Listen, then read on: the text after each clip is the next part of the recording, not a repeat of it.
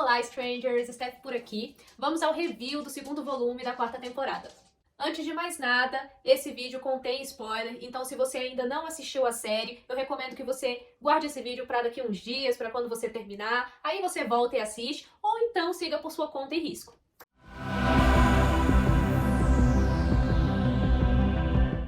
Sejam todos muito bem-vindos ao canal. Se você ainda não é inscrito, se inscreve, deixa o seu joinha, compartilha no final, porque tudo isso ajuda a gente demais. Os primeiros 7 episódios da quarta temporada foram a respeito de expansão. Expandiram os núcleos, primeiro tinha Hawkins, depois foi pra Califórnia, Rússia, Nevada com o Projeto Nina. Então essa temporada foi um verdadeiro malabarismo para fazer todos esses núcleos funcionarem muito bem, ao mesmo tempo em que eles estavam diretamente ligados à trama central.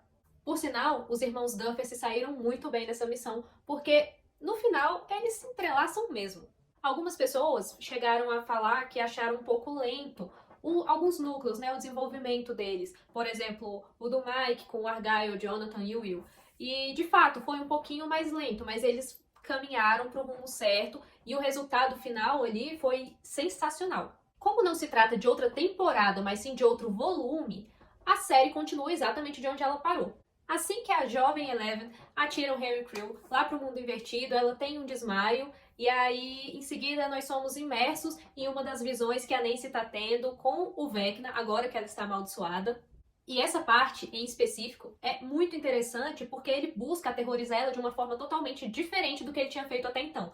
Ele não usa os medos dela para aterrorizá-la, ele, muito pelo contrário, ele mostra os planos dele pro futuro, ele conta um pouco ali da história dele para ela e funciona muito bem, porque a Nancy fica completamente apavorada. Mas ele tá tão cheio de si, tão certo de que o plano dele vai dar certo, que ele fala abertamente para ela que ele vai mostrar para onde ele está indo e ele quer que ela conte para Eleven. O Vecna marca um vilão extremamente impiedoso, confiante e, acima de tudo, inteligente. Os 2 episódios são visualmente deslumbrantes. A gente mal percebe que o segundo tem quase 2 horas e meia. Eles simplesmente parecem grandes produções cinematográficas e seria muito incrível, inclusive, poder assistir nos cinemas, porque graficamente é brilhante. Os 2 episódios mantêm aquela atmosfera aterrorizante que os Duffer inseriram ali no volume 1. Entretanto, agora as coisas estão um pouco mais amenas com relação, assim, ao terrorzão. Não está tudo tão macabro que nem foram nos 2 primeiros episódios do volume 1. Muitos fãs de Stranger Things ficaram um pouco chocados, inclusive eu. Não estava esperando por uma exposição tão forte assim, levando em consideração as experiências com as temporadas anteriores. Então foi uma drástica mudança. Mas no volume 2 as coisas ficam um pouco mais tranquilas com relação àquele tipo de terror. Eu disse aquele tipo de terror. O terror continua presente. E muito por sinal. É uma verdadeira montanha-russa de emoções. A gente tá triste, depois tá com raiva, depois tá feliz. Quando pensa que não, começa a chorar e aí falta fôlego porque tá tendo uma cena de ação muito bombástica. Então, assim, são 2 episódios que não vão te decepcionar de forma alguma. É muito importante mencionar que os personagens em geral estão muito mais ativos, eles estão indo para o combate, para ação, ao mesmo tempo em que o vínculo emocional é extremamente abordado. Por falar em vínculo emocional, alguns pontos foram chave nesse volume. Chopper finalmente aconteceu. Eu não tenho nem palavras para descrever a minha alegria quando Joyce e Hopper se beijaram, porque eu tava esperando uma coisa dessa desde a primeira temporada e não tinha acontecido até agora. Então, quando finalmente aconteceu, foi simplesmente perfeito. Meu olho encheu de água. Tudo bem que encheu de água várias vezes durante várias cenas, mas essa em especial foi muito tocante, porque eles merecem, né, gente? Outro ponto relacionado à conexão emocional é quando o Mike e o Will têm uma conversa super difícil pro Will. O Mike tá sofrendo com uma insegurança de que a Eleven, depois que recuperar os seus poderes, não vai mais querer ficar com ele. Ele tá naquela sensação de que ele notou que ela era especial, mas que ela nunca tinha notado isso. Então ele acha que a partir do momento em que ela se der conta de que sim, ela é muito especial, ela não vai mais querer nada com ele. Mas sabemos que isso não vai acontecer, os 2 nasceram um pro outro. E aí o Will entra com um diálogo incrível com o Mike, reforçando sobre a importância do coração. E é muito bonito porque, sim, a sexualidade do Will, de certa forma, é abordada nessa cena. É possível ver o quanto o personagem gosta do Mike, mas ao mesmo tempo ele é leal demais à amizade, à Eleven, ele respeita o relacionamento dos 2 e ele torce para que eles fiquem juntos, por mais que ele sofra com isso. Então é muito bonito de ver a forma como eles são leais com a amizade que eles têm. Inclusive, um ponto de frustração foi a pintura. O meu primeiro palpite foi de fato que se tratava de um cenário de Dungeons and Dragons, mas parecia muito simples. Então, eu fiquei analisando várias vezes as cenas, e aí quando mostrou aquela pintura, eu achei o conceito muito pequeno para todo aquele conceito que foi montado ao redor da pintura.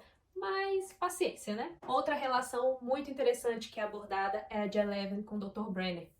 É possível ver que o Dr. Brenner realmente acredita que ele fazia bem a Eleven e as crianças, que ele as considerava como uma família. E ele chega a chorar, ele fala pra Eleven que está muito orgulhoso dela, mas, gente, o cara é doido.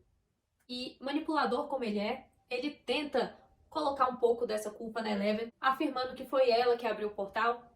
E ela, muito esclarecida, entende que quem é o monstro é o Brenner. E ela diz isso a ele, então foi a cena de milhões, todo mundo queria que ela finalmente encerrasse esse ciclo, e todo mundo achava que o Brenner estava morto lá na primeira temporada, só que nunca apareceu o corpo, nunca mais se falou nisso, então havia muitos indícios de que ele podia aparecer. Agora, de fato, o Brenner está morto, então só vai, papai. Nós também temos diálogos super importantes e carismáticos ali entre Steve e Nancy, entre Lucas e Max, entre Robin e Steve, entre Ed e Dustin, e todos são muito comoventes. Porque, mais uma vez, Stranger Things acerta em cheio no tom da amizade que essa galera tem, e é incrível. O diretor Sean Levy não brincou quando ele disse que o segundo volume da quarta temporada seria como um soco no coração. E ele foi.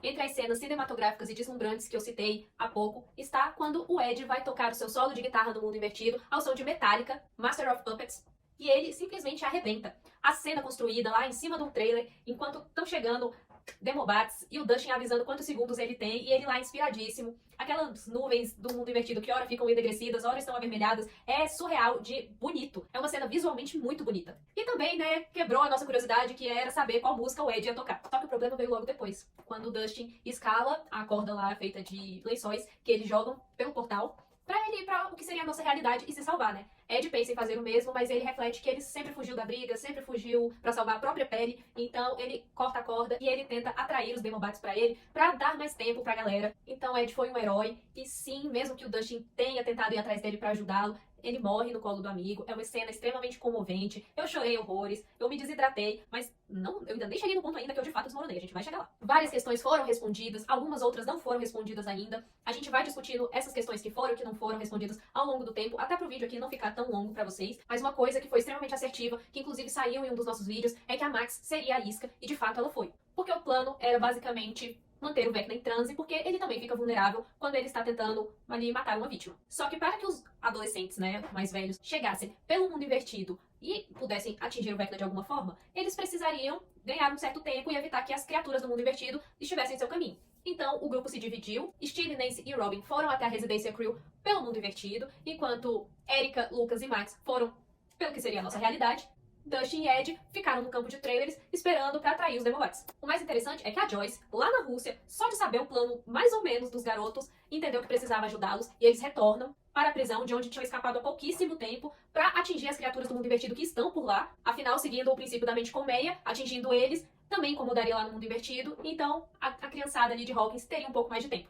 O único problema é que, na realidade, o Vecna meio que sabia de tudo, ele já estava de olho em todo mundo, então ganhar tempo ou não ganhar tempo não foi uma questão tão bem sucedida assim. E mesmo que Eleven tenha acessado a mente da Max, tenha conseguido encontrá-la, encontrar o Vecna, confrontá-lo para tentar proteger sua amiga, Max Mayfield sofreu grandes consequências. Sim, era dessa parte que eu estava falando, que eu me acabei em lágrimas, eu não conseguia parar de chorar, porque, especialmente na parte em que ela para de levitar e o Lucas consegue alcançá-la, ela tá com os membros quebrados, ela tá com os olhos sangrando, e ela fala que ela não tá pronta para morrer. Gente, o que foi aquilo?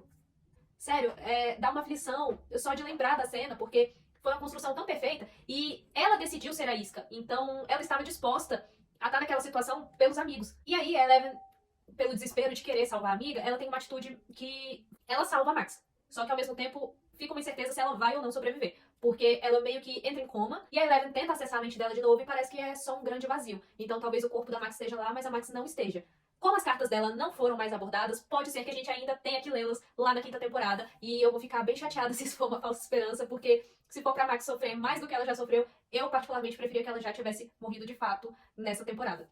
E quando você pensa que o seu coração já aguentou de tudo, o Vecna desperta lá dentro do mundo invertido e a Nancy dispara com a espingarda muitas balas nele. É uma cena de arrepiar, ele tá pegando fogo e a Nancy deu um show nessa cena. Mesmo assim, mesmo ferido, o Vecna sobreviveu. A conexão que o Will tinha com ele se provou ser real. Inclusive, quando Vecna e Eleven se confrontam, ele explica um pouco de como foi a sua chegada ao mundo invertido, ele explica que ele se tornou um explorador e que ele encontrou o Devorador de Mentes lá, o que explica muita coisa. Mas o final ainda não é aí, né? Ainda tem uma passagem de 2 dias, todo mundo acaba se encontrando em Hawkins, Hopper e Eleven se reencontram, o que dá aquele calor no coração, é uma cena super fofa. A Vicky, por sinal, também aparece, e Dustin revelando pro tio do Ed que ele morreu como um herói é bastante tocante também. Só que tudo isso acaba sendo um pouco ofuscado pelo fato de o Will demonstrar que ele ainda tem uma forte conexão com o mundo invertido, que ele sente a presença do Vecna, e agora ele sabe que era um Vecna desde o início. Hawkins sofre um tremendo abalo sísmico, e a gente sabe que não foi exatamente um terremoto, foi a barreira entre o mundo invertido e a nossa realidade sendo rompidas. E a cena onde a menininha aparece na janela falando que tá nevando, mas na verdade são as partículas do mundo invertido. É assim, tipo, sem contar quando as crianças vão para a parte de trás ali da cabana, daquele campo verde, e notam que boa parte da plantação está morrendo e que, de fato, o mundo invertido está mais presente que nunca. Hawkins caiu e sim, o mundo ficou invertido. Vamos torcer para que na 5ª temporada isso não seja permanente. É isso, pessoal. A gente ainda vai disponibilizar muito mais conteúdos, explicando as perguntas que foram respondidas, as que não foram respondidas, as novas que foram criadas. Vamos falar ainda sobre os 4 portais, 4 badaladas e 4 mortes. E muito mais. Isso era só pra gente dar uma pincelada geral, a nossa opinião mesmo sobre o desfecho da temporada. Eu espero que vocês tenham gostado. Comentem aí. Esse vídeo tem spoiler, então fiquem à vontade nos comentários. Conta pra gente qual foi a cena que mais impactou vocês. Vocês choraram que nem eu. Não se esquece de ativar o sininho pra receber as notificações dos próximos vídeos. E eu vou ficando por aqui. Até a próxima.